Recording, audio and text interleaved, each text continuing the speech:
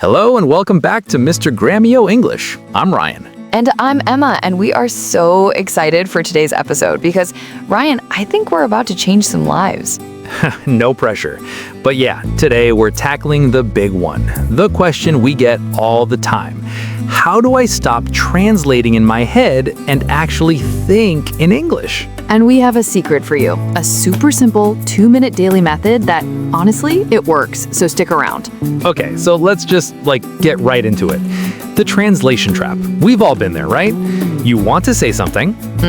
You think it in your native language first, then you mentally translate word for word into English, and by the time you're ready to speak, the moment's gone, or what you say just sounds a little weird, a little unnatural. Exactly. It's clunky and it's slow. It is the biggest barrier to fluency, I think. Totally. It's like you have this little dictionary person running around in your brain and they just can't keep up. It's exhausting. It really is. So the goal is to fire that little dictionary person.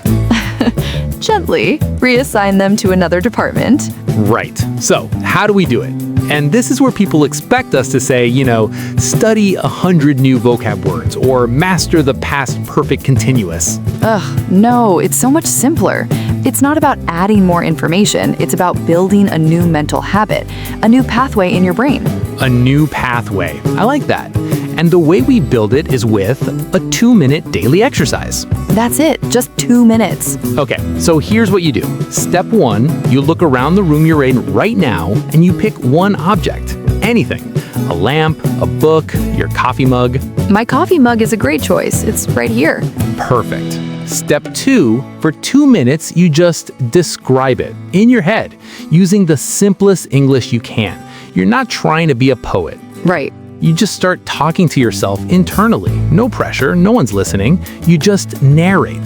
That's the key, isn't it? The no pressure part. This is a private conversation between you and your brain.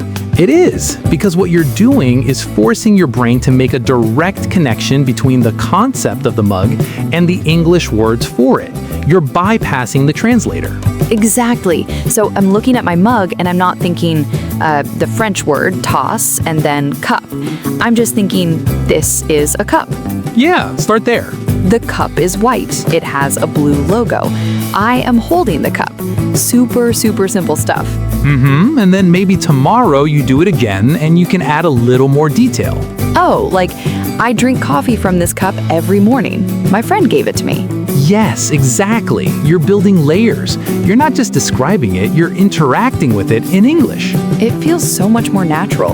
It's not an academic exercise. It's just thinking. It's just thinking. And the 2-minute timer is brilliant because, nobody can say they don't have 2 minutes. Right? You can do it while you're brushing your teeth, while the kettle is boiling.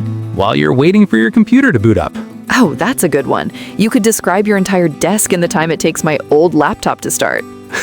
See? And doing it every single day, even for just 2 minutes, is way more powerful than studying for an hour once a week. It's about consistency. It's that whole compounding effect, tiny habits leading to huge results. You're literally rewiring your brain to default to English for certain thoughts, and then it snowballs.